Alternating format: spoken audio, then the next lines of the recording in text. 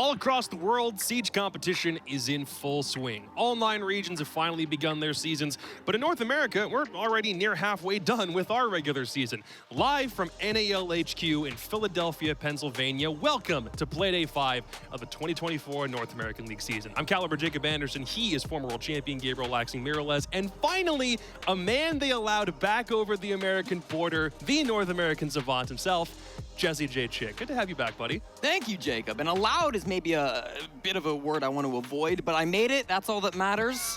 We don't got to get too into detail on how that happened, but I'm here now. About why Visa Hell was such a problem. Exactly. You know what? We're ready for the North American League. That's all that matters. It's good to have him back, right, Lax?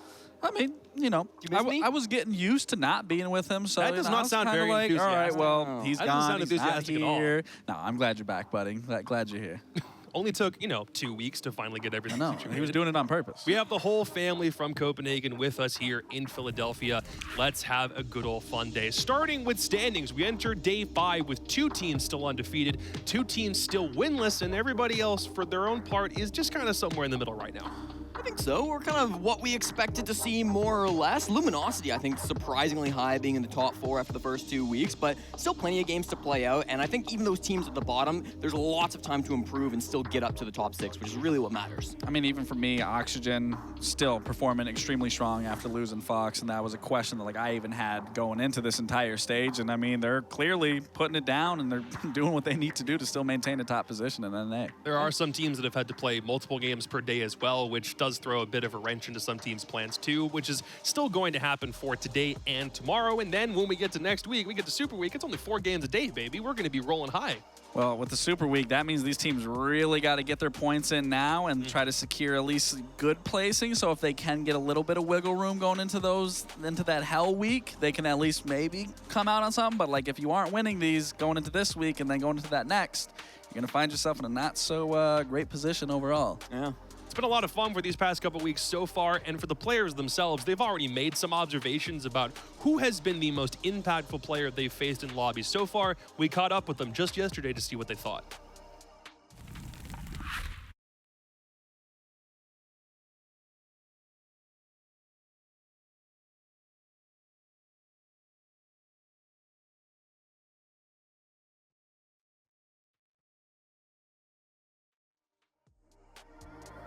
Well, that was a very astute observation from our players about specifically who they thought was doing fantastic. There are a couple guys off the rip. Who can we highlight that's been doing really well?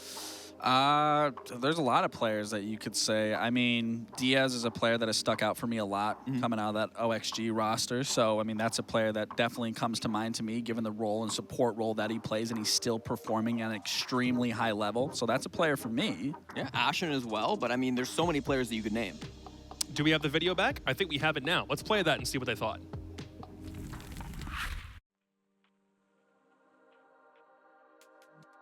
One player who's playing really well right now, at least statistically, I think Adam.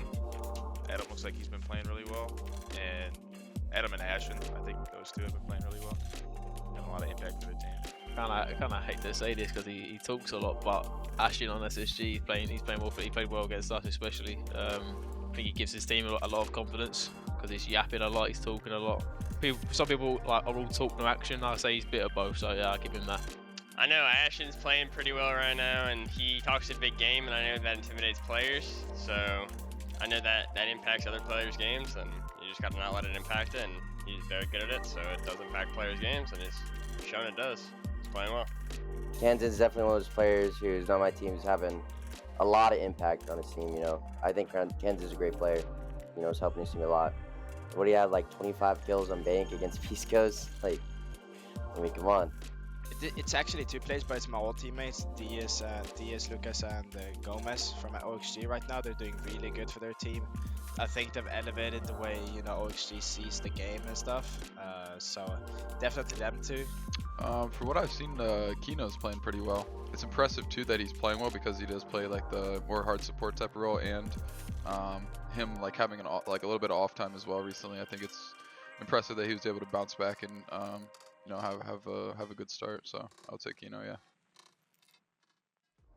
Definitely feels like there's a couple players that come first to mind for many of players in the NAL so far. Ashen came up a couple of times. Kansan would obviously make sense for having that 24 kill performance that he had on Bank from last week. So we'll see if those players who we're talking about now, earlier in the season, are guys we're still going to be talking about as playoffs and the last chance qualifiers come up in just a couple weeks. For us today, for Play Day 5, let's talk schedule. We open with a game between a team that's won everything and a team that's lost everything.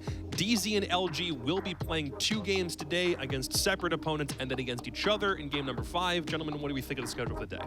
I mean, the game that I'm looking forward to the most is actually the M80 DZ game specifically.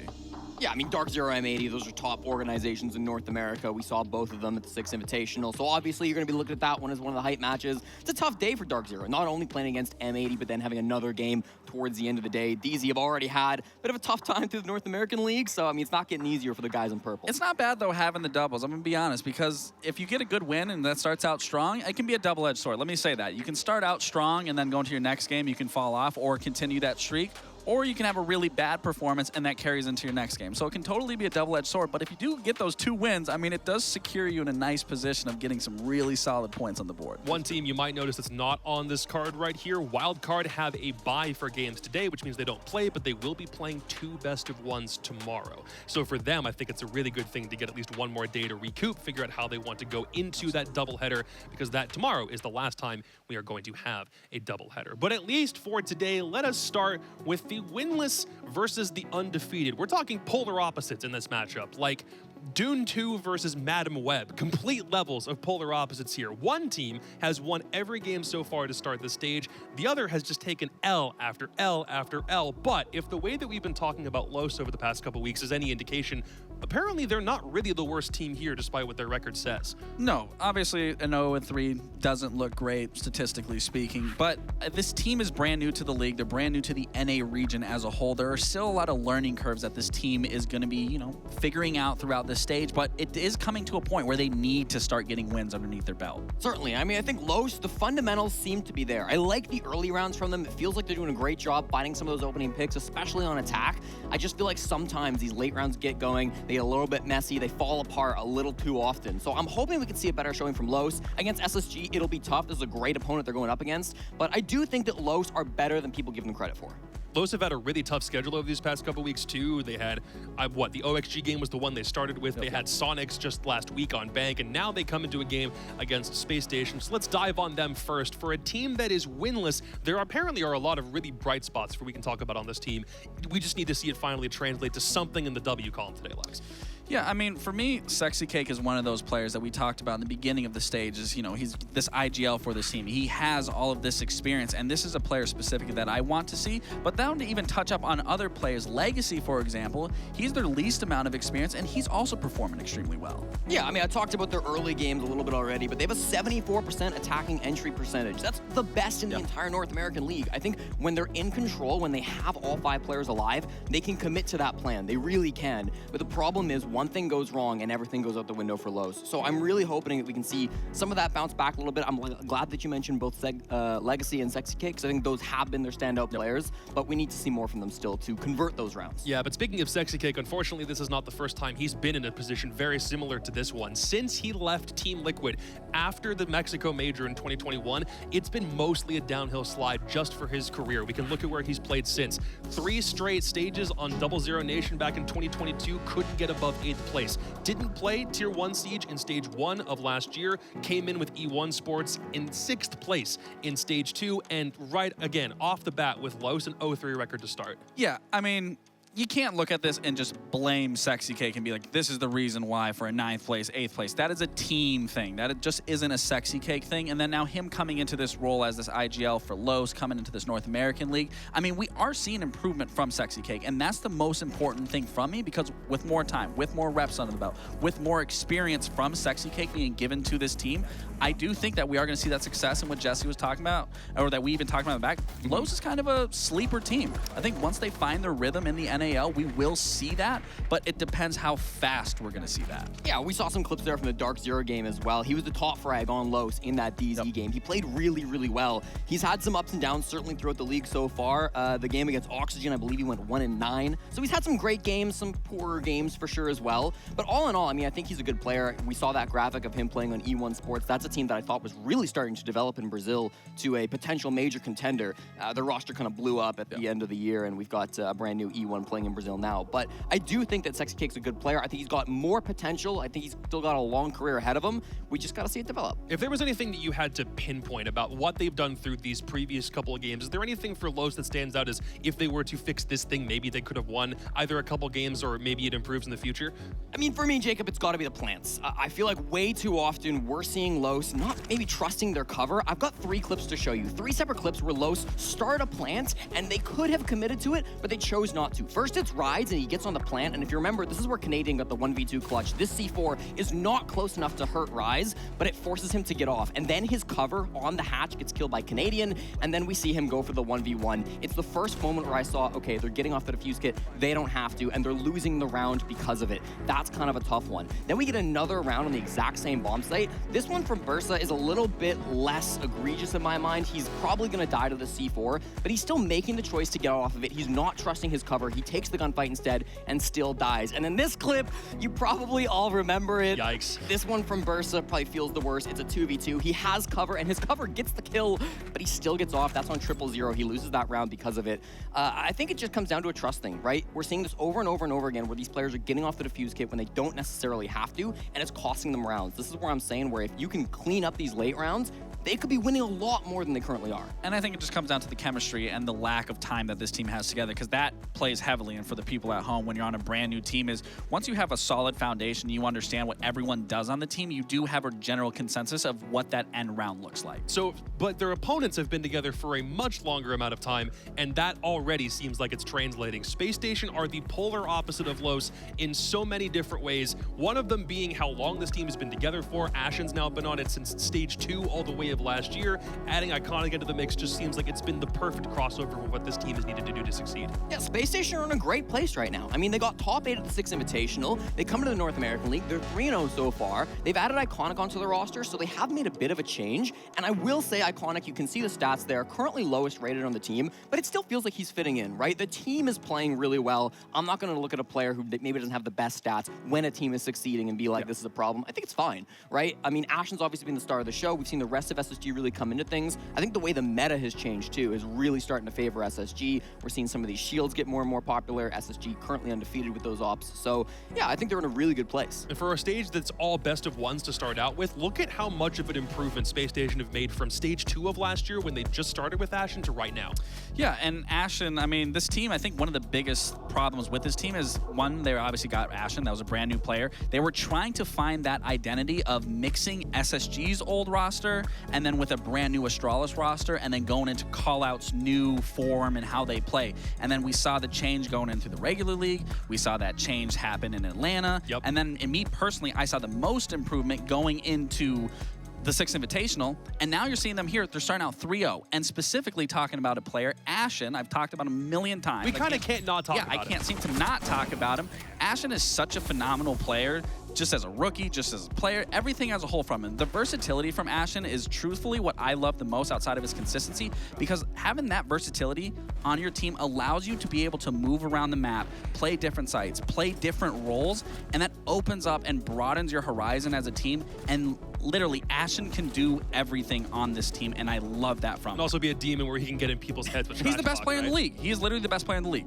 I mean, you said this on Twitter, I believe, last week, and I got to agree. With the way he's playing so far, his stats are very, very good. He's got a 1.9 KDR. When you narrow your focus onto attack, that goes up to a 2.2, and if you narrow it all the way down to Ashen on Ash, a 3.3 KDR. This guy's been ridiculous through the North American League so far, and I love the way he's able to play on that end. And I was arguing with kids online because people were like, oh, he's not the best player in the league at Shaiko. What's this? It's like, no, I'm talking about for this season specifically, Ashen is statistically the best player. So I don't care how you want to put it. I don't care who your favorite player is. Ashen is making a name for himself, making the plays, doing everything he needs to do to be the best player currently right now in the state. So what I'm hearing is if Los target ban Ash, then suddenly everything for Listen, Space we've Station seen enough teams apart. target ban certain players, and then it ends up not working. Yeah. Fair play. So we had the choice between Oregon and Clubhouse for map 1. Instead, it is Club. We've seen both teams already give this one a shot. Gentlemen, what do we think of the Clubhouse for this match? This is a very risky pick for Los to allow this to go through, in my personal opinion. Clubhouse is a very strong map for SSG, and we just saw Los and how they most recently played it, and it wasn't anything impressive. And like you were saying, maybe in some of those situations they stick those bomb plants, it'll look good for them. But now you're going to go against another team that likes the map even more than DZ, so it's a situation of, like, are you just going to fix your mistakes, or are you going to go into a counterplay? Yeah, I mean, I think it's one of those maps. I mean, you said ban the Ash. Not really a map that you can afford to ban an Ash on, unfortunately, so that might be out of the question for them. I do think for Los coming into this one, it's going to be tougher than DZ, right? Absolutely. Arguably, they should have beaten Dark Zero on Clubhouse. Space Station's a much different beast. They're going to be more difficult than even Dark Zero were. So I don't think it's the worst choice for Los. They're going somewhere where they're comfortable. They're going somewhere where they know they can play good Siege. I think that game against Dark Zero showed some really solid moments. But will that lock in the idea that Space Station are just the kings of Club again? Does the map sway your prediction away from the favorite, gentlemen? What do we think, Lax? Oh, mine's 100% still staying with SSG. Listen, You got to climb out of 50% somehow, dude. Okay. All right. Last week was rough. And let me just say this. I wasn't here to be able to switch it up because the maps totally dictate that. So we ain't looking at the 50. Jesse? Yeah, Space Station all the way. I think with Los? I like Come on. Los. I could, but I won't. I'm going to go with Space Station Gaming. I think they're the best team in North America right now. I think they take down Los. All right, for the analysts, again, the prize is this bad boy right here, the North American League Predictions Championship. It's time to jump into day 1 of Game 5, and day 5 starts right now. Well, thank you so very much. We have quite the difference between these two teams. Nick, you've got Space Station, who are doing quite a good job of topping the league, just sitting a little bit below OXG. And then you've got Los, who have been bringing up the rear. A favorable map for SSG. Is this going to be a quick matchup, or do you predict that there might be a surprise or two on the books for SSG, courtesy of Los? I mean, it's tough, right? I think if you're Los right now, you're looking to keep it close at the very minimum. And yeah, they're 0-3 right now. They've all, suffered losses in every single matchup, but it's been close. 4-7, 5-7, overtime. So it's not the end of the world. I think it's a very fair statement to say SSG are probably gonna win, but are Los gonna get run over, or are they gonna be competitive? Are they gonna make a fun matchup? Are they gonna show signs of improvement? Because like JC was talking about, they had some signs of weaknesses with some of the basic fundamentals, not covering each other, not being there together as a team. So they can show this today on Clubhouse, which is a phenomenal map to do this exact change up. That will be a good look for them, and then we can see if they improve and then do better throughout this entire stage. Well, Los did have quite the close match against Dark Zero just last week. But beyond that, has not been a favorable schedule for them so far. A loss to OXG, who are the team in first place. So, I mean, your teams are going to lose to OXG if they really are the best team. They lost to DZ, but they pushed them to overtime. And shortly before that, and shortly after that, they lost to Sonics, but again, it was relatively close, right? It was 5 rounds up against SQ7. Now, your two major losses at this point have come up against a team that is in first place and a team that's in third place. Now you have to play the second place team. This is a rough start for Team Los, right? They did have that match against Mirage on that second play day, but obviously with Mirage exiting the league, you don't really get a chance to pick up what could have potentially been easy points. It's a tough first schedule for Los. SSG, though, on the other side, they haven't exactly had the easiest schedule themselves either. Obviously, they beat LG 7-3 on that very first play day, but Luminosity are sitting in 4th place at the moment, and they have been beating a lot of expectations. Additionally, this SSG squad beat DZ. Both of these teams in the games right now have gone to overtime against DZ. SSG came out on the favorable side, and then SSG beat the Sonics 7-5. So SSG have not had an easy road either, but because of the scoreline being what it is, you have to give a bit of a nod to Space Station. And they, of course, are 3-0 as it shows on the top. though there obviously have been some overtime games included in there. Operator bans are locked in. We vamped and talked about the standings. Feel free to sink your teeth into what is the first Grim ban, actually, here in North America. I mean, it really is no surprise. Grim as an operator is getting played more and more, and we'll slowly start seeing that ban rate as well increase, I believe, because it's just one of those new power operators where those speeds will be used for that bomb set execute. It'll either lock defenders in place, or it'll give you, exact whereabouts of where exactly the defender will be, like a live ping updating. So it's very, very strong on Clubhouse attack because of how execute-oriented it is. It's almost like a capital fire that doesn't kill you, but you get 5 of them instead of 2. And it just, again, it forces and strengthens those gunfights when you get to that bomb site. So far, SSG, they're trying to get there, right? They're going to this like semi-pseudo roam clear where they're gonna drop the hatch, they're gonna go into side, they're gonna die. What? Los are seemingly invincible in this opening pick, and then a second to follow shortly thereafter. Iconic and Forest are both down for the count. Iconic still not rocking that iconic handle, running with Zidane.ssg. Come on now. This is where you, by the way, as the chatters, can help us out, because we cannot always tell people who he is. But if somebody asks in chat, please feel free to assist us. Say it's Iconic playing on Zidane. SSG does get on the board first. It's the best player in the NAL, according to Laxing, of Ashen, who sprints through Dirt Tunnel, gets a pick, and immediately heads out. That's roughly the halfway point of this round, and SSG find themselves in a bad spot. They do. I mean, SSG have like a dirt kitchen limited attack here, but they drop the hatch early, trying to pick, Los off guard, maybe underestimating how good of a hold they had on the site. But we see Rise locking things off with those key barriers from the Asami. Bersa holding that kitchen hatch drop, and it shut down SSG's initial push. Now they gotta rotate around, and they're fishing, as we say. They're looking for a kill. They're throwing out the bait. They're gonna see what's gonna bite. But Los are sitting in their corners. They're not swinging, they're not giving anything to SSG, and they really have to work for it. If Ashen is that star player, this would be the round to show up. Oh no, Ashen! That could have been quite embarrassing. Catches Sexy Cake looking. A90 dies. Ashen from a similar position, and Los sweep through SSG on that very first round. Impressive stuff, as not every player gets involved in the action. Furious with 3 kills to start off. Good stuff for Los. Oh yeah, that is definitely a good start. And I mean, if people are kind of doubting them, they're looking shaky, they've lost their first couple of games, it just goes to show that they do actually have those rounds where they look rock solid. And it also comes down to SSG, they went for, I would say, the easy default take. Whenever you see a roaming presence on that basement clubhouse bomb site, you have 2 choices. Either you go top floor as an attacking team and you clear it floor by floor, and you take the fight after fight, and you get to the side eventually with maybe 30 seconds left. It's like a 3v3. It's been a messy round. That's the usual way to do it. And if you want to get very simple and kind of basic with it, you just do what SSG did. You go Dirt Tunnel. You can often do it a Munty or a Blitz like that shield operator. You go kitchen hatch, open the hatch, drop the hatch. The issue is, if you don't get into the side from Dirt Tunnel or that kitchen hatch drop, which SSG didn't do in that previous round, you kind of lose your entire win condition. Because you have one way in, and if that gets denied, you now need to actually roam clear, but you don't have your full 5-man, and you don't have a lot of drones, and you don't have a lot of time. So you go for broke. Didn't work out for SSG.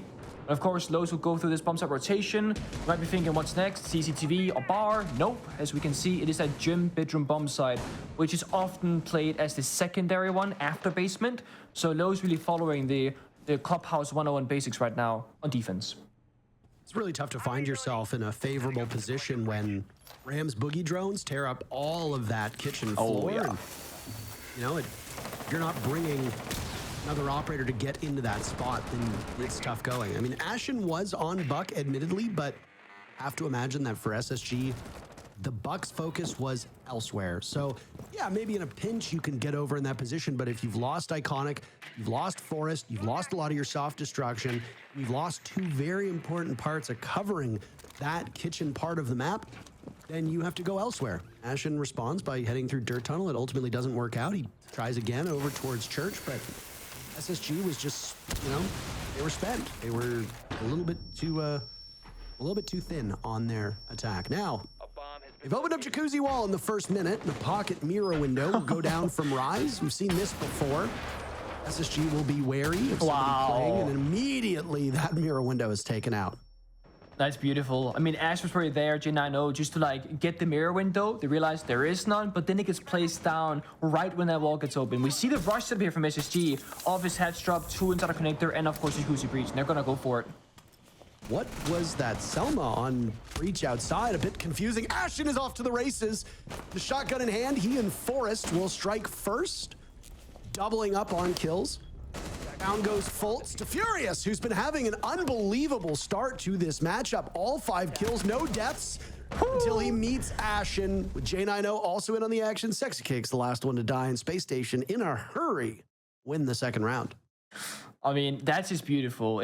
We've seen many different kind of iterations on this kind of gym bombs at rush. If you watch Europe, you've seen Wolves do it so many times. You'll exothermic charge the exterior Jacuzzi wall, run in with that, jump into bathroom, go into gym, drop the office hatch.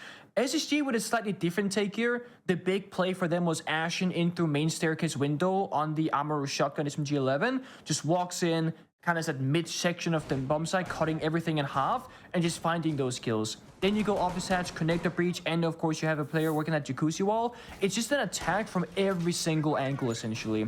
And the reason why they work so well is the sheer chaos that it creates in the communication of the opposing team of lows. They're gonna go, there's a guy over here, I'm almost going in the window, there's a guy flanking as well. It's just, you don't have enough time as a defending team to actually pinpoint what exactly is happening. So you have to play off instincts, what you think is happening in the server, and really feel that out. When you're the more experienced team, which in this case, SSG they are, that's exactly where you have a significant advantage. And it shows. A very clean, clear-cut execute, where every player knew what they had to do. And now we see, right off the rip on a different bomb site, CCTV, Space Station, they're gonna blow apart their lineup and still have some of those, key operators. This time the Ying, that's gonna create chaos. Candela's flying everywhere. But they also bring the Maverick. They know that they gotta get this wall opened up. If enemies playing Bandit or Kaid, that's very difficult. So why deal with a Thatcher or Ash below, try and open up the wall and just deal with it and spend so much time? Just play the Maverick. Open up the wall here. It'll take maybe 20 seconds since when you started. It'll be opened up fully. You buck the soft portion, and then you're good to go. Ooh. Or you can C4 it. It shouldn't be that hard, but sometimes it is. That's a tough spot to be in. There goes the can opener as well. Secondary hard breach is removed. We talk often about how hard breach works in this game. Maverick is not considered to be a bona fide hard breacher the same way that Thermite, Ace, and Hibana are, because of the application of his blowtorch, right? In a lot of ways, when you're opening things up, it requires the assistance of somebody else to do the rest of the job. And when you're attacking onto this cache CCTV bomb site, a blowtorch will carve open the reinforcements, but it will not do anything for the rest of the soft wall. Oh man, this is like the first round that we saw on the basement attack, where SSG they have step 1, but they don't accomplish it, and now they gotta kind of figure out, okay, what's plan B going to be instead? And that's why we see them rotate, right? They go office hatch, they go in the master bedroom CCTV window, they go jacuzzi. They know that the primary breach of CCTV not gonna happen, but lows, they're up, they're posted, they're ready. They got Legions out of bathroom. Bryce should get a free pick here. Oh, and he loses it to Ashen, who springs into action right by the showers. And Los, they got an early pick with Fultz. It equalizes. 1 minute to go as SSG can now begin to pinch this bomb site. The next target could be Sexy Cake, but he's got both Bersa and Legacy, not far removed, sitting at the top of red. Bersa focused on the breach of what little breach there is, for the record. It was eventually opened up with a can opener, but again, the big problem is no main hard breach for SSG. You need Iconic and Forest to get that job done. SSG have very little safe ways into the bomb site, so maybe make them uncomfortable from below. Ashen dies to Sexy Cake as that was an engagement over towards Cash. Iconic, who was below, opening things up with a skeleton key. Well, no choice but to get active himself. And the Gone 6 shooting over towards red stairs, that will get Legacy's attention. Los with a big advantage. Forest following in on the Candelas. Down goes Sexy Cake. Furious will follow. Forest looking for another mag dumping, but one will elude him on red stairs. Time running out. J9O will either need to get the diffuser down or stick the plant. He's at the point of no return. Legacy ascending the red stairs, running in. J90 gets it down, but he's got some coverage. He's got some safety. Bersa finished off as Legacy now looks for more. Toying around the bomb chassis. J90 flanking towards red, but Legacy knows this. J90 just needs to play the timer. He doesn't need to get the kill. All onto the shoulders of Los. Counter defuse. Legacy is letting that timer continue to run away. 20 seconds left. Very limited intel, if none at all. Over towards red, he sees him, but J90 wins the duel. 2 in a row as SSG will grab the lead in this match. I mean, there are so many things that happened that round that was actually good from both teams. If Ashen hadn't got picked off on the window 20 seconds before that bomb set execute, I think you should see just steal that round, and it's a pretty clear one. But because they would lose Ashen, they have to go for plan C at this point, which is enable the Ying, Candela, entry, follow-up, etc. And I thought, okay, Lowe's, they get that 2v2, they have the bulletproof camera, they have intel on the bomb side, surely they don't lose it. But they do. J90 sticks the plant. They don't have that time to get back to this, kill him as he's trying to get that diffuser down. So it gets the 1v1 post plant, and J90 just plays the smart game. He simply just goes for a simple, I'm gonna play far away. You gotta work the clock. You gotta counter defuse. It takes 7 seconds. And he does a really good job at just playing both the time and the position game to ensure he wins that 1v1. Oh. Back downstairs you go, full site rotation now, no bar and stage being shown. Bomb site rotation has not necessarily been as routine as we have wanted, and the greatest example of that is on the map Skyscraper. That bedroom, bathroom bomb site on the main floor of Skyscraper sees very limited play, to the point of where you can go multiple play days, multiple matches on Skyscraper without ever seeing it. But it's been showing up a lot more, and I wonder if teams are just trying to figure out if some of these weaker bomb sites are maybe a bit stronger now because gunplay is slower due to the zoom-in changes on the scopes, and that the defenders maybe are not as traditionally strong as they could be. I'm not entirely certain. Our stage holds that distinction on this map that bedroom, bathroom bomb site on Skyscraper does, though we did start to see Bar Stage show up more frequently. For a newer team like Los that is still struggling with basic fundamentals, as we have seen, and are finding their footing, maybe Bar Stage could be out of the question. SSG is 3 more rounds on attack. They're a more practiced team. Maybe we see it from them. Until then, assume that we will see this basement bomb site and then the 2 upstairs. Hell does have opportunity to freeze over, but it's not really that cold just yet. Oh boy. Yeah, this might be one of those classic rounds on the basement bomb site where things will come down to the wire, because this time it will be a 5v5, and this is what we know this bomb site for. It's you want to get an early advantage as the attacking team, try and get that one-man lead, but they don't find it this time. And Lowe's, they also did the handshake agreement, they surrender it. They're happy to let things fly the way that they are. So we gotta see now how it plays out. As you see, they gotta set things up perfectly and try and get this 3rd round to their count. Not sure if people have seen, but it was advertised on social media that listen-ins are coming. And well, we can finally say that we've got our very first listen-in as we can follow along Space Station and hear how they're calming towards the execute. Okay, I'll just triple flash your double then, okay? I'm ready whenever here, okay? I'm ready, guys. Jay has Give me one sec. Just start, you get blue to pull him right now. Just bait. One side. White church on ping. He's crouched on this ping if you want to pre-fire. Still crouch on that ping. Nice.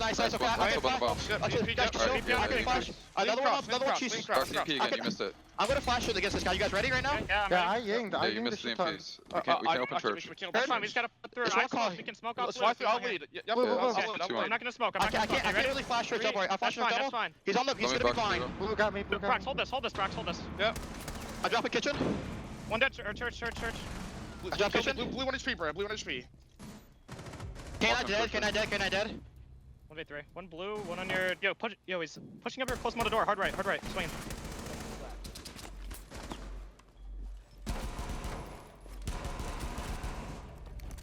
On the bomb in box 2. Nice try. Good try. Just keep it calm. We're good. We're good, yeah. I mean, there you see it right there, a beautiful listen-in, and it really shows the details of what is happening in the server for SSG.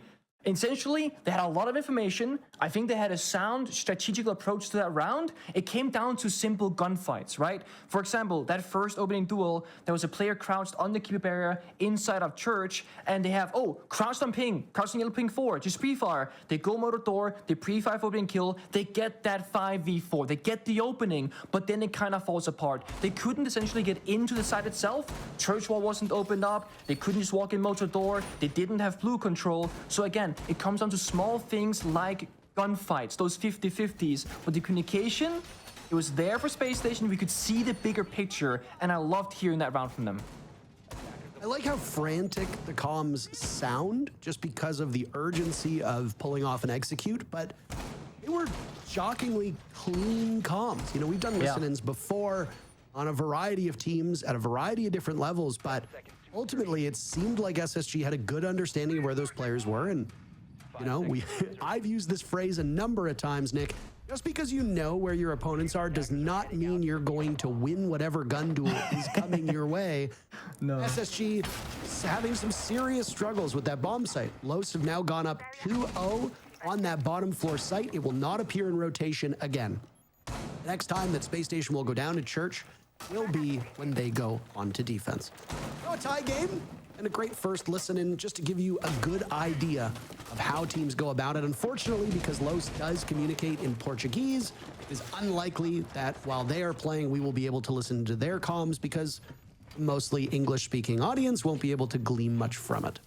That said, back upstairs, they will go on the side of Los to this jacuzzi wall, which right now by Sexy Not again is being watched so intently, and a nitro cell threaded through the small opening created by Fultz will put Fultz into 1v5 and knock off the only traditional hard breacher outside of the ace on the board. SSG in trouble early.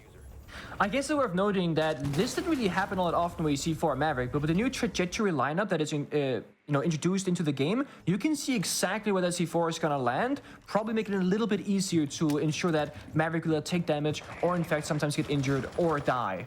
SSG in the tail end of that last round was saying, guys, slow it down, relax, you know, nice try. They pick up the Monty. They are indeed slowing down the game, but look at this. Bersa with the perfect read has the clash, and this is the most awkward standoff in Rainbow Six Siege. They are staring at each other, but Monty will slowly suffer damage from the saps from the clash, and there is no counter here on SSG lineup. They were hiding the clash inside a bathroom. Sure, Iconic on the Sophia can try and stun it, but he's not there. Can't bandit trick just yet. As there goes one of the shock wires. Legacy a kill. Iconic following up with Forrest, but both of these players are having so much difficulty. This is an excellent beachhead by Los. They have completely read into SSG's attack from over towards Cash and CCTV. They have barricaded themselves in Cash at this point. Forrest attempting with the pistol something.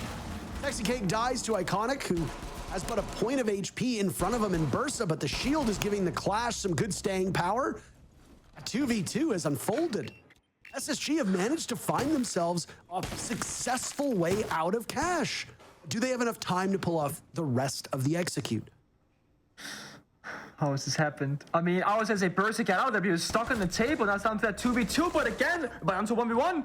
This should have been an unwinnable round for Spacestation, but Iconic can pull off heroics. With the best players so far for Los, Furious keeps it in the Brazilian, now North American team's hands. And what an astonishing round through and through. All the way from the start, from the nitro cell that began this with taking out Fultz, to the way that the Clash and the Monty tussled. I have no doubt that there should be frustration here on the side of SSG with how these last two rounds have gone. No, there's gotta be frustration, especially because, you know, they kind of, the way that we kind of talk about Clash and like operators that you hide in the bomb site, it's a bit of a cheese pick, right? It's one of those pocket strats that you pull out one time, you surprise your opponent, and you're supposed to win that round. Los do win it, but it's not clean and it's not necessarily pretty. It comes down to 1 versus 1, but they were successful. SSG should not have gotten as close to winning as they did because they did suffer that massive issue of there's a clash inside of Cash and they cannot deal with that operator. And it was that 2v4 favoring the defense. So if you're SSG, there's two ways to approach this. You go, guys, we got C4 again on the Maverick. That's your biggest problem. Overcome it. Don't worry about it. Move on. Or you go, man, we kind of suck. This is so frustrating. And it's easy when you die to the same C4 twice while Maverick in the wall to blame the Maverick, being like, what are you doing? Like, how do you not learn from your mistakes, so to speak? But no one's helping Foltz on the Maverick either. He's just alone in the breach, sitting there. If you have a second player behind him, you can shoot the C4 mid-air, or attempt it at least, or drone the drone hole, open up the gym window, apply a bit of pressure. There are other ways to support your Maverick. Instead, they go back to Thatcher. But then there's the Bandit trick. So you counter the Maverick twice, you force them onto this like ace Thatcher situation, then you play Bandit to counter the ace instead. This is actually excellent approach here from those. They're giving enemy a problem, enemy deals with that problem, then they get countered. So now, SSG are forced to play a game they don't really want to be playing, and Lowe's are also ready for that. SSG are again locked out of those external bomb site walls and have to go to plan B immediately. I hesitate to say that this is the best that we have seen from Los. It might be. Because I mean, they didn't look terrible in their matchup against Dark Zero. That said, DZ have looked like a shell of themselves, at least if you compare it to SI and previous stage results. But I mean, DZ are, still dealing with roster change. 2 roster changes, in fact, bringing in both Nafe and Bolo. And DZ have had difficulties domestically before with consistency. Oh, okay. Oh my, okay. Sexy That's Cake free. with 2. I don't really know what just happened with SSG, but they answer back right away with J90 barging in, taking no prisoners. Rise and Sexy Cake off of the board. Just a little bit over a minute still for SSG to get into the bomb site. As for Los, they just need to sit and wait at this point. SSG ensuring that the rest of the top floor is completely clear before translating that over towards Cash. Construction will be the first place that we see any point of action, and Legacy is far enough back with an ACOG to potentially gun down somebody from Space Station who barges through that door without checking their corners. Pretty nice mini execute there from Space Station, going in from Jacuzzi, Gym Window, and of course Connector Window, and finding that 2-piece. But it cost them 2 players, and most importantly, they lost the Ying. Forest was their win condition last time to get into the building, but they got this kind of bait and switch, right? They're gonna make pressure connector. So Iconic's gonna work this garage angle. If he gets the kill, it's huge for SSG. And Los is just finding their footing so effectively. Iconic in a predicament he was in before. And Los will shut the door on Space Station, equalizing through that first half. I mean, we see the smiles there from Lowe's. They know what position that they're in. And Clubhouse is a tricky map to talk about, in terms of attacker side and defender side, because I'm a big believer that it really comes down to how good you are specifically at attacking. If you are a phenomenal Clubhouse attacking team, you can easily go like, we go up 4-2, we go up 5-1 on the attack, easy. But with that being said, if you're not that kind of attacking team, you're happy going 3-3. Maybe even going 2-4, because then you go on to defense. I think SSG are a good attacking team typically. I think arguably it's where they shine, at least in the terms of the kind of new way of playing Siege, where you do these like mini executes, you're aggressive, you play together. And the 2-round victories that we did see from Space Station were those kinds of rounds. Now, when you go on defense, it doesn't change that much on Space Station. They're also a good defending team. It's why they're like top of the league basically, right? They're fighting for first place today basically. It's between them and OXG. They're just a single point behind. So I don't think SSG being down 2 rounds on the side swap is a big issue for them. I really do not think that they're gonna feel too bad about this. But I do, however, think that this first round is very important for momentum and for mentality. During the segment before this matchup, the desks, or the couch rather, they spoke about Ashen and how he gets loud and gets to his opponents, but he's gotten one-tapped, anti-spawn peaked, if you will, through that construction wall, and he's out for the count. So again, Space Station mentality, their momentum, it is kind of falling apart. The good thing is, if you want to look at it from an optimistic standpoint, is that Ashen plays Valkyrie. They do have those cameras to work with, and because they have a dead defender, they now have a permanent person watching cams for intel.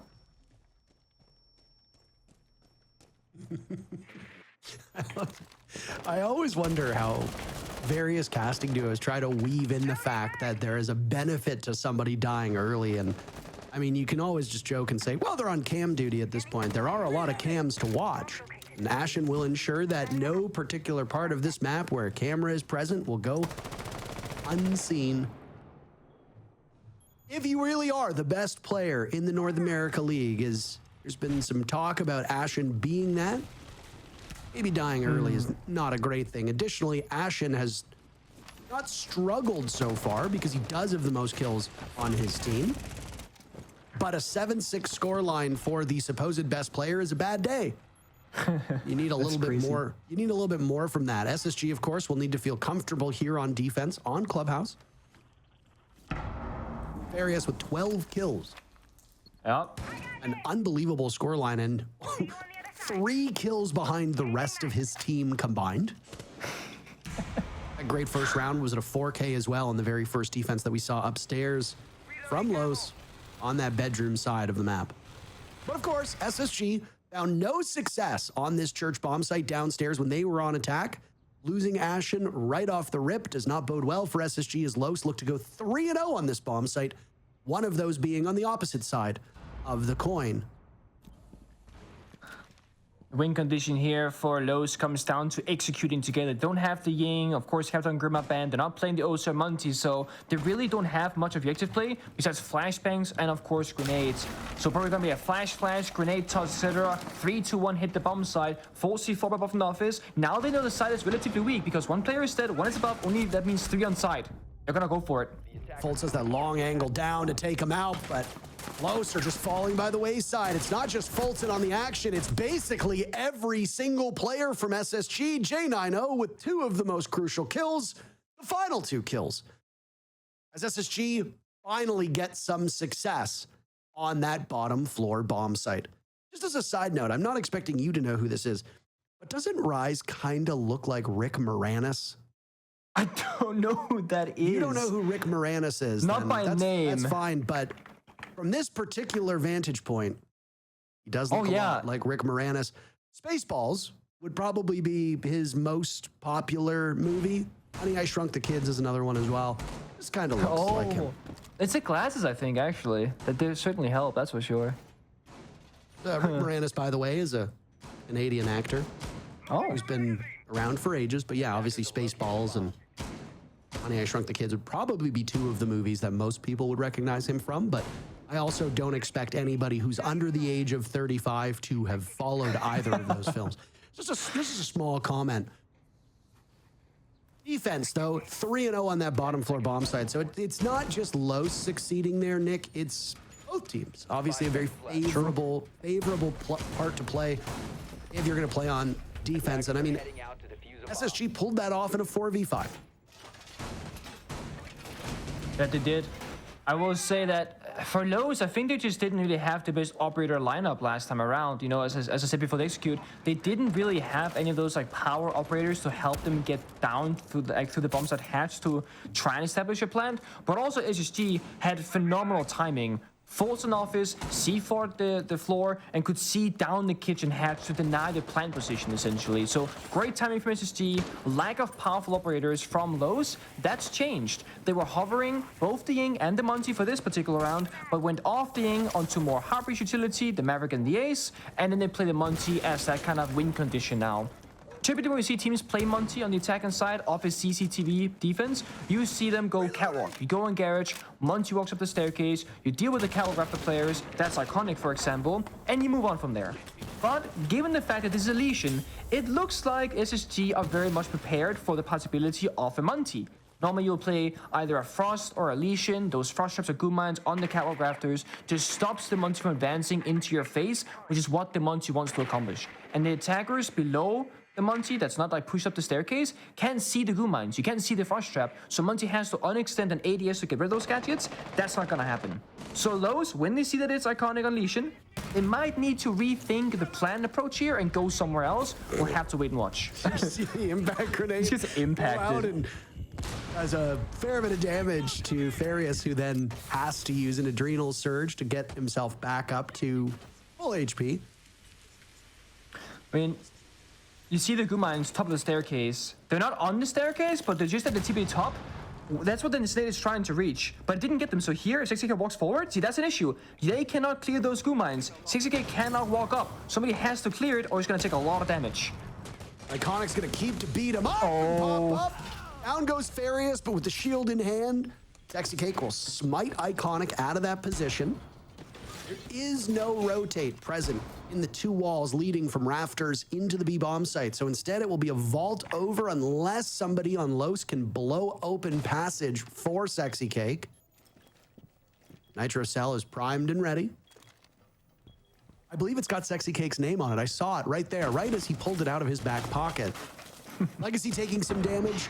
It's hard to tell from the silhouettes, but it would appear that the Monty has made it in, and SSG are going to realize that they can get cut off from that doorway. Again, though, the Nitro Cell from Forest can create an opening in the soft wall. Legacy still watching what limited window he has to the bomb site, dealing some serious damage to Forest. Both teams will come to blows. It's up to Ashen now to hold this together, but Legacy with Diffuser in hand gets the kill instead of getting the Diffuser down, and Los's lead goes back up. Both teams trading these 2 rounds back-to-back. SSG in a bit of a tough spot. That they are. They're very much in a tough spot, and it comes down to very simple use of operators in that round. Iconic, I think he played that round well. He got the 1-for-1 trade, died to Monty, but I do think SSG could have done more to help Iconic on that catwalk position, because the moment he dies, that round kind of falls apart. The Monty's just too powerful to overwhelm the bomb side, block out one door, get those yellow pings going, and it just gives the other players from Lowe's the confidence to walk in pre-firing yellow pings and through the walls and get those opening kills. Ashen did a great job at trying to salvage what was an unwinnable position, but no one, again, helping each other from SSG. It's surprising to say this, but Lowe's has played like the better team so far. And it's still early on the side swap. We've only played 2 rounds with SSG on defense, but Lowe's have looked really great.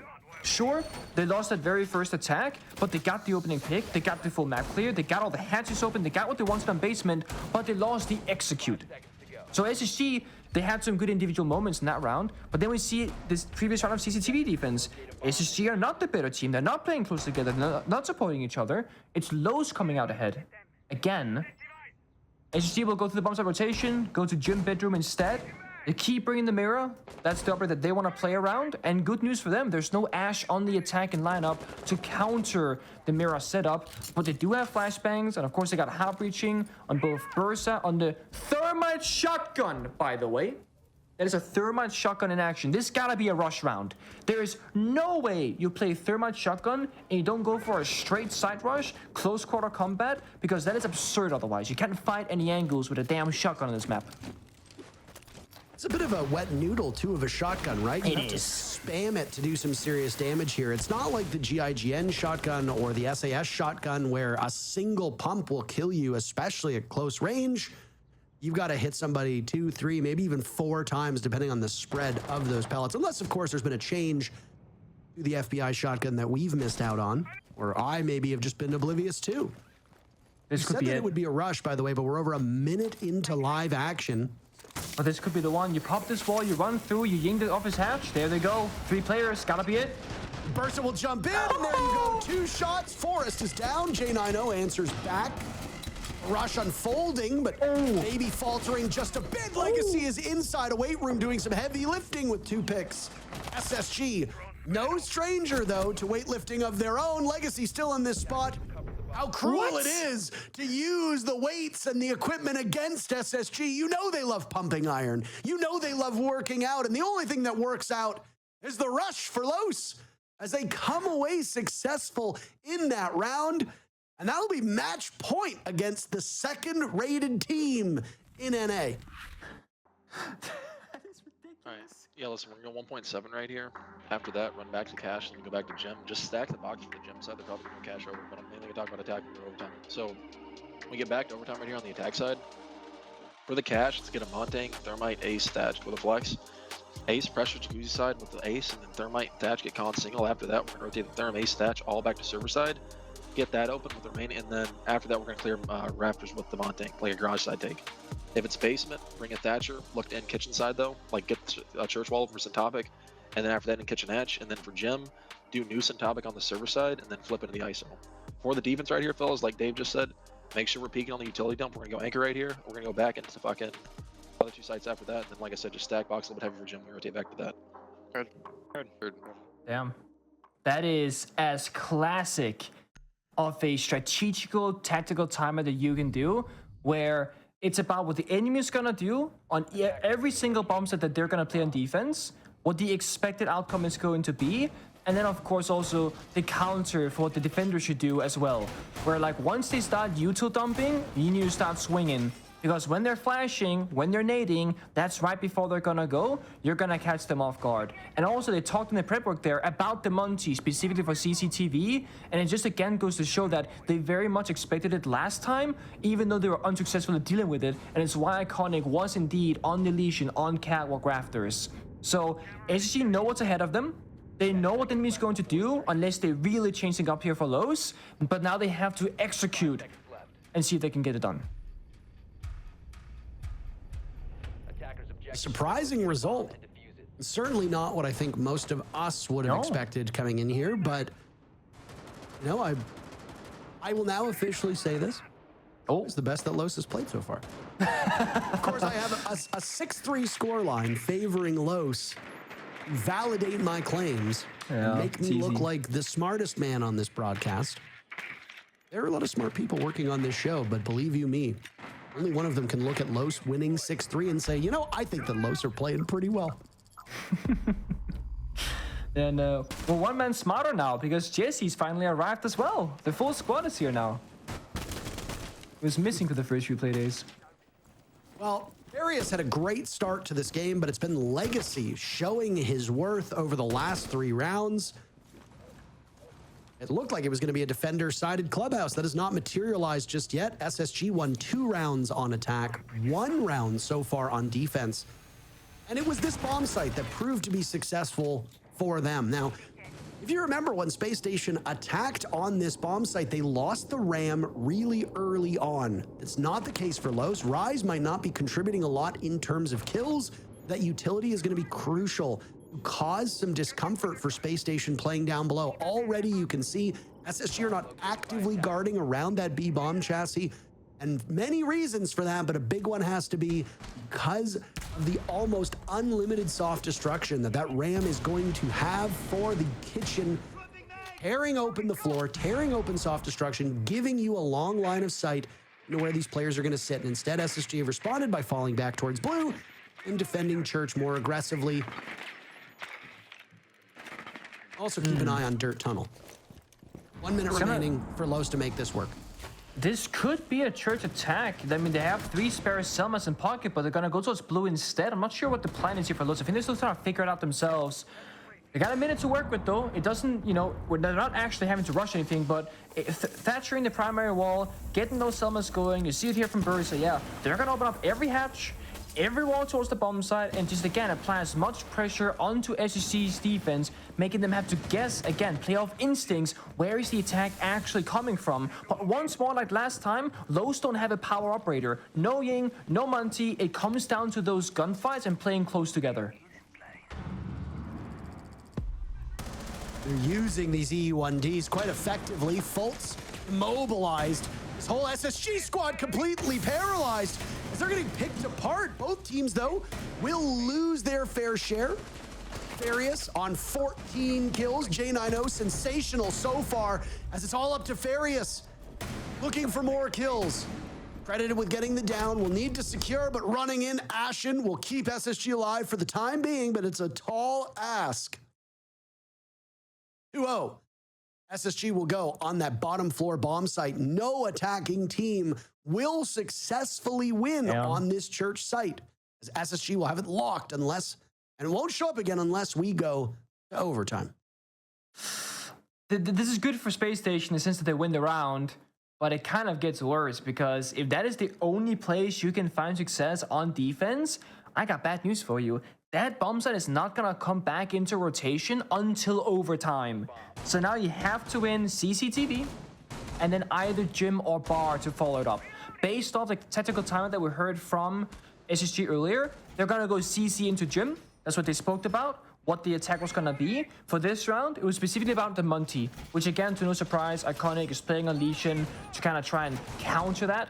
If you're Lowe's, what you're talking about right now as a team is, hey guys, do we run the Monty back again? Because when you showed it one time, you expect your opponent to do some counterplay here, playing specific operators like the Lesion, the Goyo, the Echo, you know, things that can deal with the Monty. So it's like a 50-50 if they want to commit to it. They think for a bit, they're going to Ash, they're going to Thermite, and actually Sexycake, the very last seconds there, going over to Glass. Not an operator that gets seen all that much play in professional leagues right now, but every once in a while, it does see a little bit of play.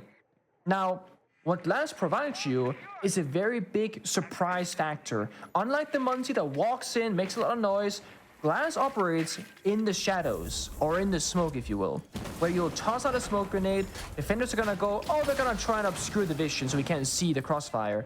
But then you get shot, beamed, one-tapped straight to the smoke to the dome, and you realize, oh, by the way, guys, they have a Glass. So keep our eyes peeled here. Where Sexycake goes, that is likely where the execute will be focused on from Los. And the goal here for Sexycake, don't fire a single bullet with any of your weapons until you want to execute. You don't want to give away that you have the Glass until then. Glass's pick rate, by the way, has been tremendously low over the last couple seasons. Try years. I mean, yes, years. Couple years. The only real time outside of the very beginning that Glass could arguably have been meta was when we were in the Ying Glass meta, if you want to call it that. I hate to use that word twice, but Smoke Off from the Ying Glass would sit there and just destroy people. It was actually very easy to spectate. Maybe not the most fun to play in. Nitro Cell goes out. I don't know if it's Farius who's been dropped by it. Yes, the breach that was opened up on Jacuzzi will cause some harm to Los, but Sexycake is able to get the top performing player in the lobby back from the dead. Half of the round now gone. As Los circled over towards Jacuzzi and now looking for more towards the actual bomb site. Yep.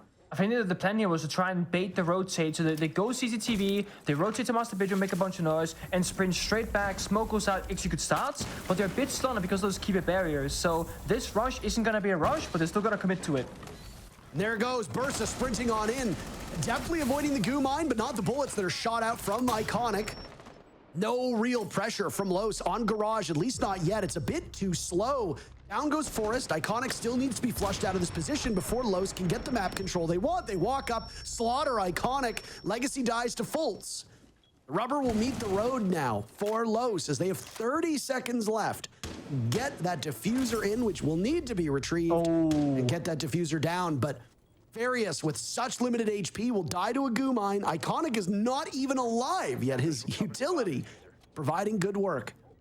Rise getting the diffuser down. It'll be a vault out as Fultz will rotate from outside. Sexycake good enough for one. Rise gets off the plant. The diffuser goes down, but SSG mob the remaining Los players. And we will go to all 12 rounds of regulation to settle this one.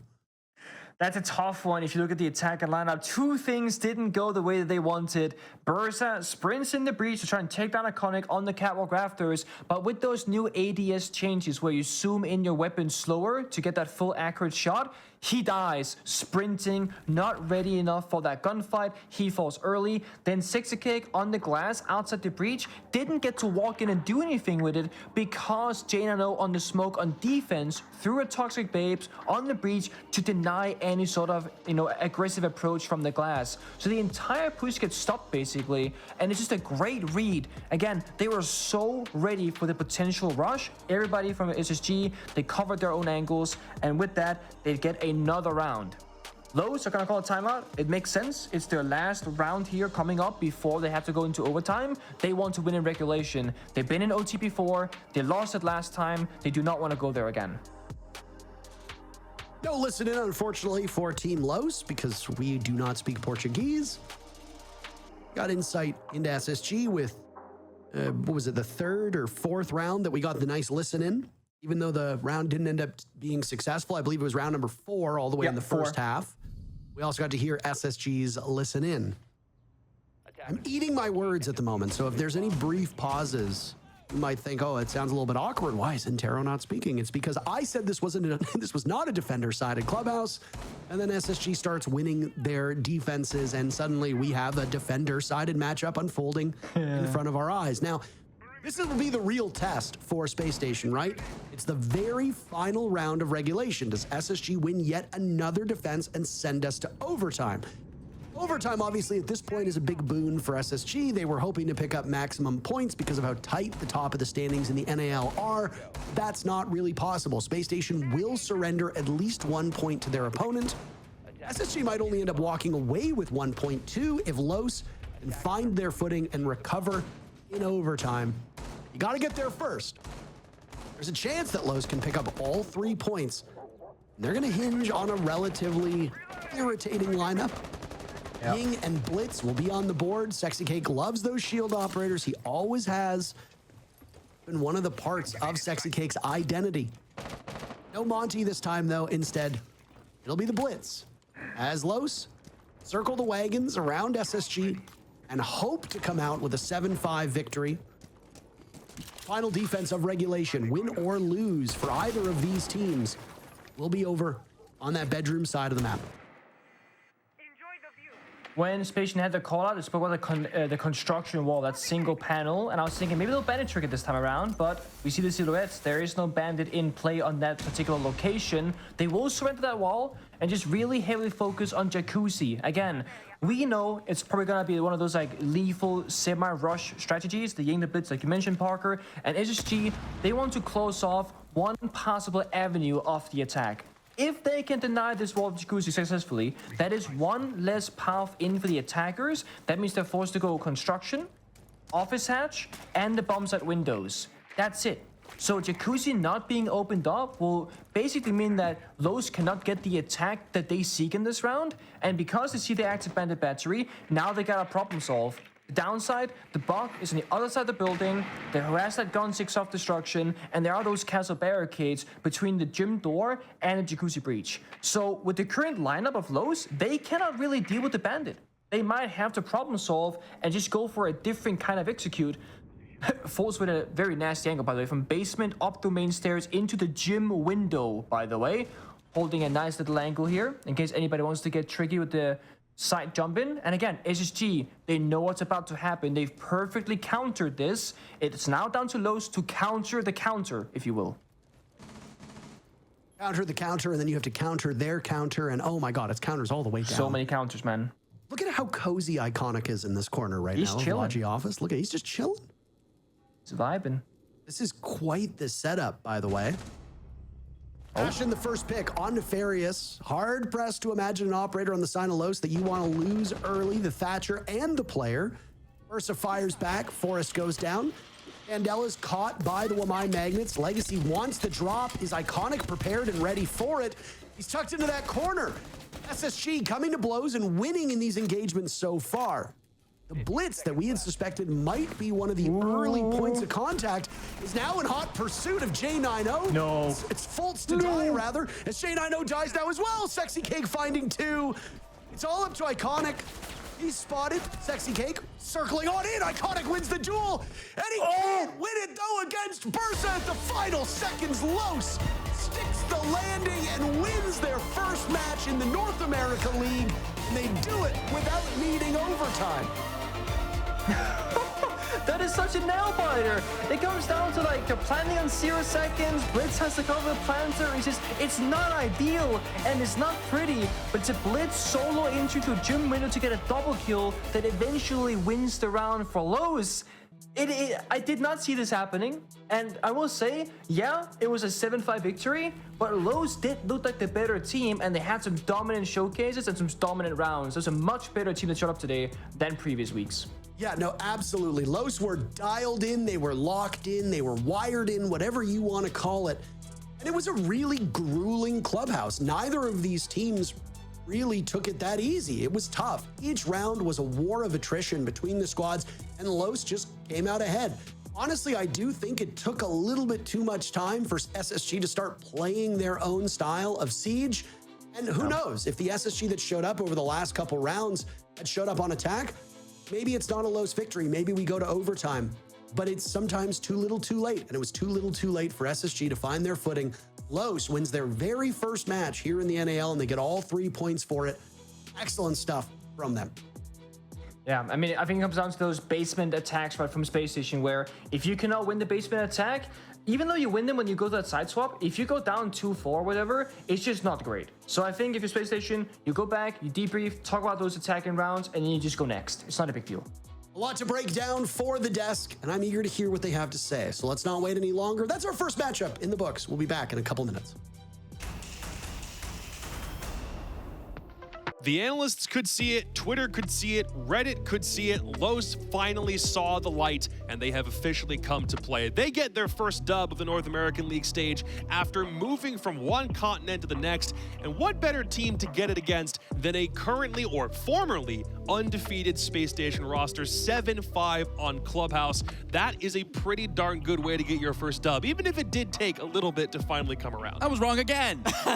Can you stop being wrong? You're paid to talk and paid to be correct, bro. What are we doing? We were all wrong. We were all wrong. What are we doing? We were. No, but this is what I wanted to see from Los. This is the improvement that I was talking about. Like, especially going into this week, we needed to see a ramp up in performance, and everyone across that team performed extremely well today. Yeah, I'm actually really happy to be wrong, right? To finally see Los taking advantage. I mean, it's easier with you being wrong as well. But to see Los living up to their potential, to see them coming through and getting this huge win. I mean, we talked over and over about how they played better than a team that looked 0-3, right? Their early runs had looked good. Now they come into Clubhouse, and, you know, sometimes attacks on Clubhouse can get kind of messy. Sometimes it's very difficult to get walls open or what have you. Yeah. Los decided, screw it, we're just going to run in. We're going to make these explosive, fast pushes come through, and they looked really good with them. Yeah, sometimes it was scrappy, but that's what you got to do on club sometimes, and they did just that.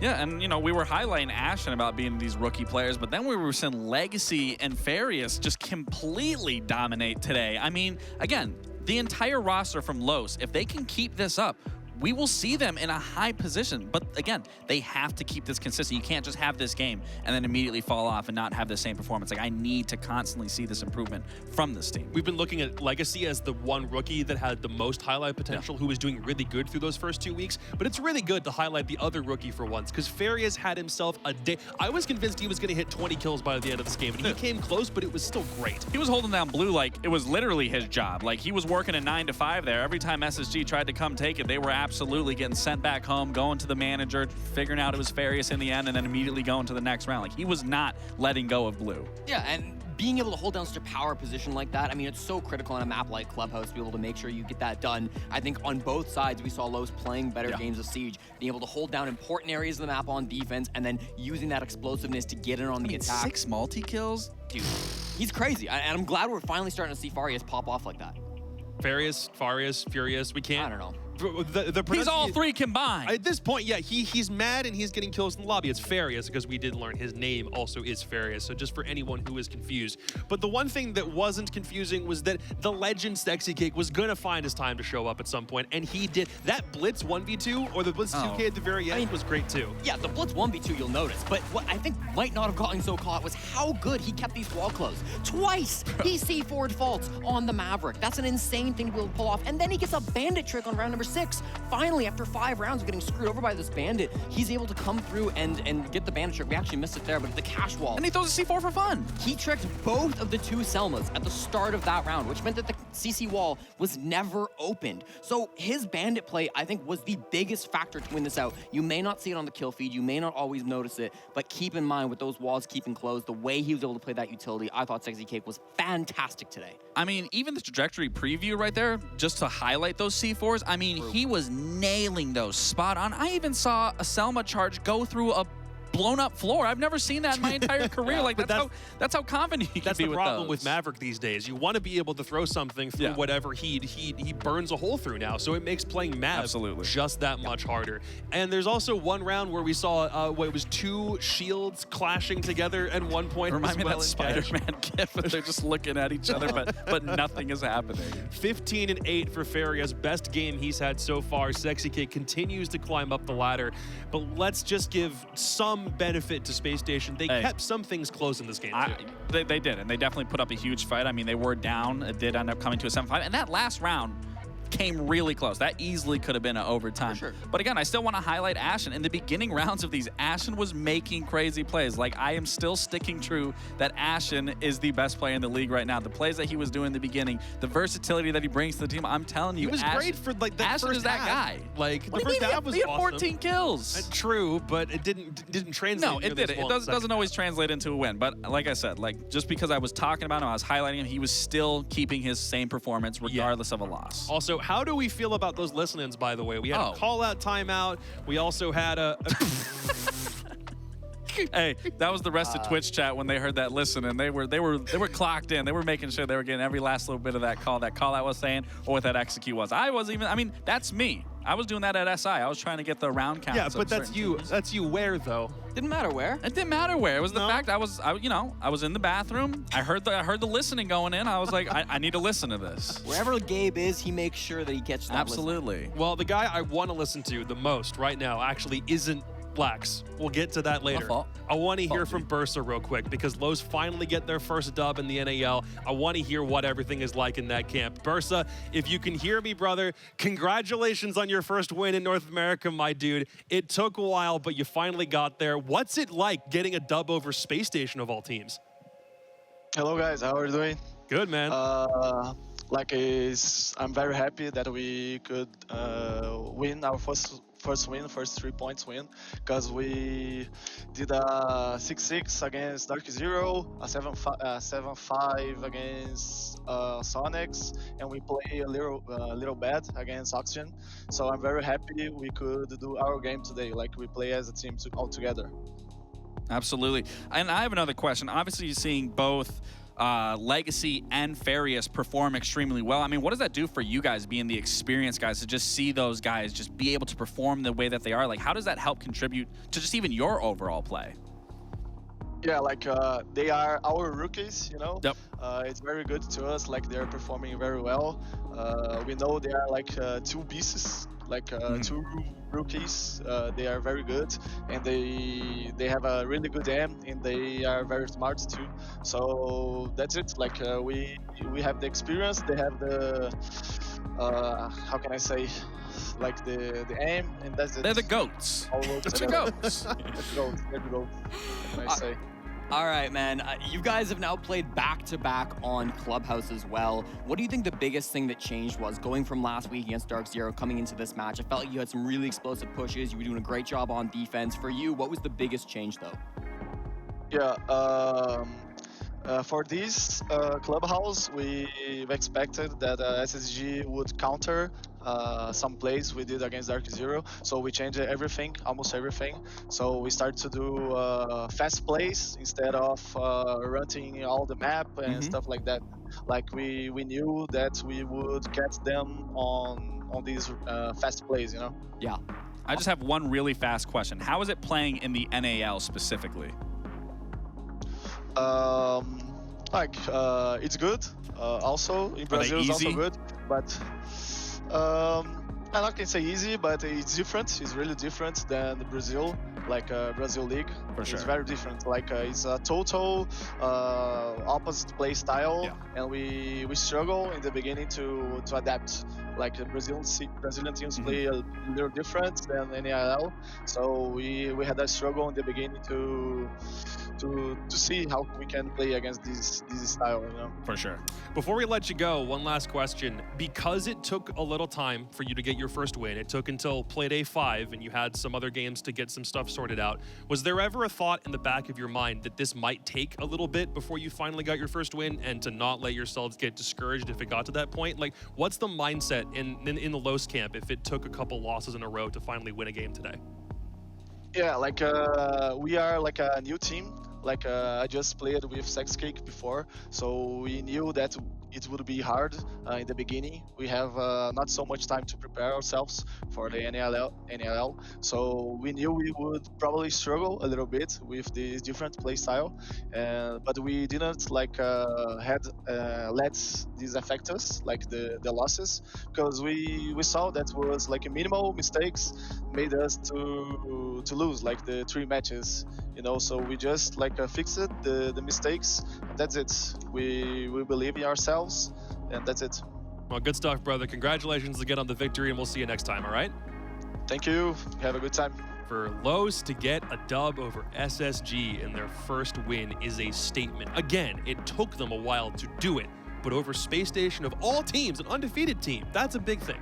Yeah, and I mean, he said it himself. They had little mistakes in their previous games. They played really close. I don't think it's a crazy idea that they would come through, beat Spacestation. I think it is shocking that it is Spacestation. I called them the best team in the league coming into this game. I don't know if I can say that anymore. Yikes. I don't know who the best team in the league is. But ultimately, I mean, this was a great showing coming through from Los. They had the sign that said, believe in Brazil. It's hard not to with how well Brazil's been doing. And if Los can keep up that trend, man, it's going to be tough for the other teams in the league. I mean, they're a sleeper pick, and like I said, I love to see this progress from them, but we got to see that continue. We can't just see this drop off here and that's it. We got to continuously see this team improve overall. Well, one of the heavy hitters has already sustained a loss on the day, but for our next matchup, it's 2 heavy hitters, and one of them, unfortunately, will have to take the fall. It's Dark Zero and M80 after the break when we come back.